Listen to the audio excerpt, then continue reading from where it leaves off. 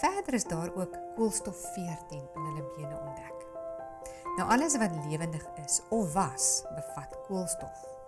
Wanneer 'n organisme doodgaan, dan begin die koolstof 14 binne in die organisme om radioaktief te verval. Dit beteken maar net dat dit stapsgewys al hoe minder en minder word.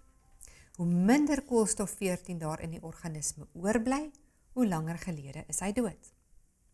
Wanneer wetenskaplikes koolstof 14 binne in enige iets ontdek, dan is hulle altyd baie opgewonde, omdat koolstof 14 so vinnig verdwyn en bewys lewer van duisende jare, nooit miljoene jare nie.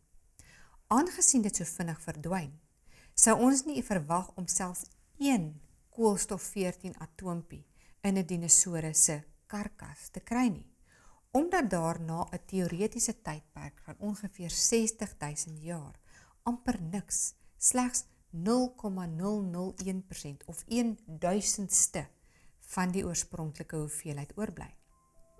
Met ander woorde, as dinosourusse werklik miljoene jare gelede uitgesterf het, behoort daar nie eers een koolstof 14 atoompie meer in hulle karkasse teenwoordig te wees nie.